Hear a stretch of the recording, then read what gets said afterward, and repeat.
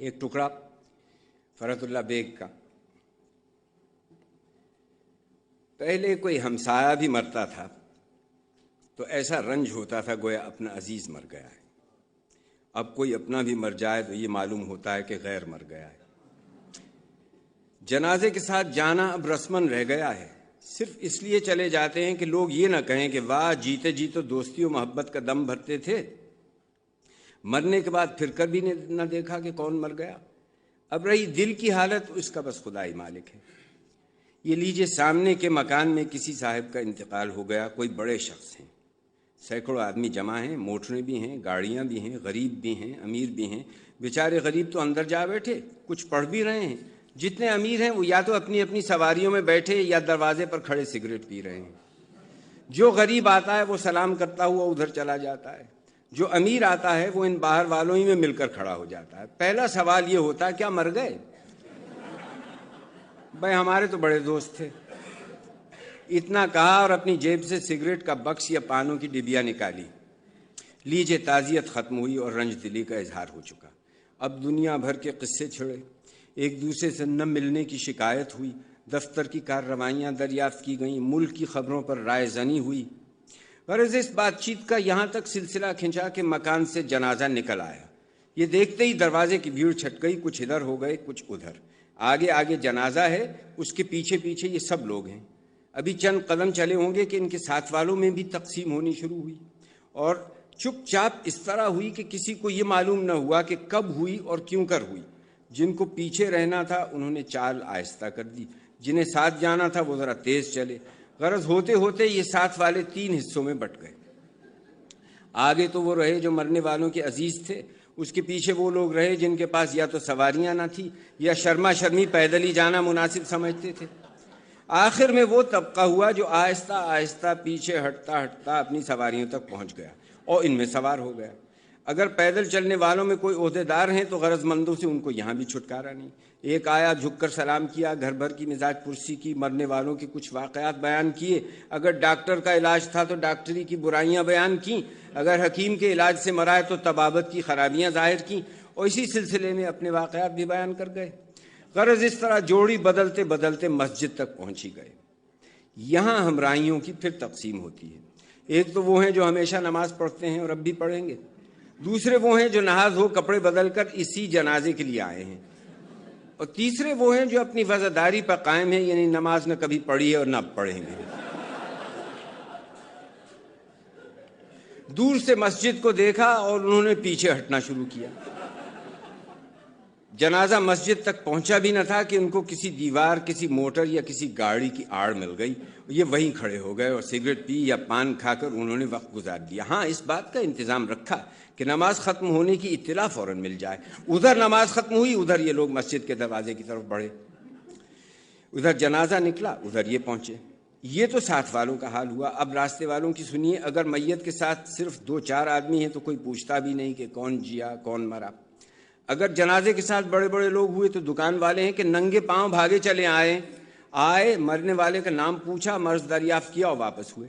گویا municipal committee نے register حیات و ممات انہی کے تفویض کر دیا ہے. اور یہ صرف اس لیے نام پوچھنے آئے تھے کہ رجسٹر میں سے مرنے والوں کا نام خارج کر دیں. خیر، کسی نہ کسی طرح یہ تمام مصیبتیں اٹھا کر جنازہ قبرستان میں پہنچ گیا. قبرستان کی حالت پر جتنا افسوس کیا جائے کم ہے. جائے عبرت کو جائے وحشت بنا دیا ہے.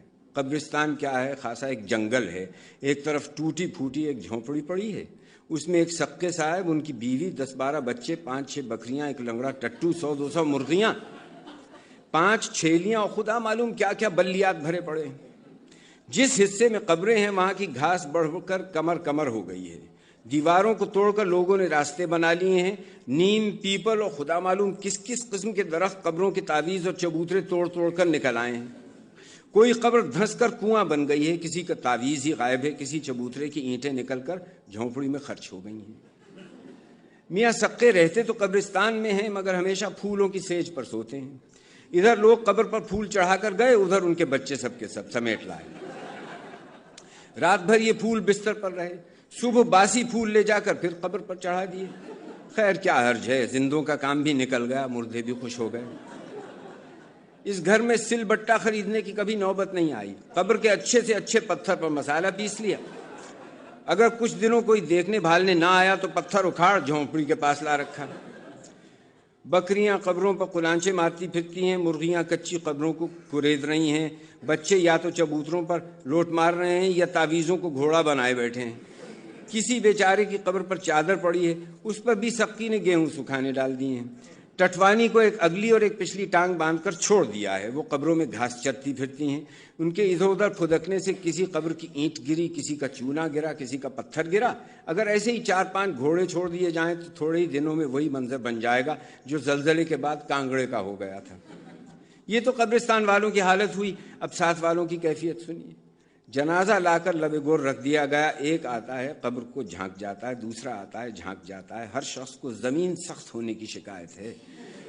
کوئی مزدوروں کو سست کہتا ہے، کوئی پٹاؤ کو نقص بتاتا ہے، کوئی قبرستان والوں کو برا کہتا ہے۔ ایک صاحب ہیں کہ قبروں کے کتبے ہی پڑھتے پھر رہے ہیں، کچھ نوٹ بھی کرتے جاتے ہیں۔ کوئی اچھا کتبہ مل گیا تو اپنے دوستوں کو بھی آواز دے کر بلا لیا اور بجائے فاتحہ کے داد سخن گوئی دی گئی۔ کچھ اپنا کلام سنایا گیا، کچھ ان کا سنا، بس کوئی نہ کوئی مشغلہ وقت گزارنے کا نکال لیا۔ خیر صاحب خدا خدا کر کے خبر آئی کہ قبر تیار ہے۔ کچھ تو اٹھ کر قبر کے گرد جا کھڑے ہوئے، کچھ وہیں بیٹھے رہے۔ ایک صاحب نے قبر میں اتر کر گلاب اور عود چھڑکا، ایک نے میت کے اوپر کی چادر سمیٹی، چادر میں بل دیے، 2 صاحبوں نے مٹھے کے سرے پکڑ کر میت کو اٹھایا، 8-10 نے غل مچایا، سنبھال کے میت بھاری ہے، کمر کے نیچے چادر دو، ارے میاں اپنی طرف گھسیٹو، آہستہ سے۔ اب میت قبر کے منہ تک آ گئی اور قبر کے گرد جو لوگ کھڑے ہیں انہوں نے بے تحاشا غل مچانا شروع کیا۔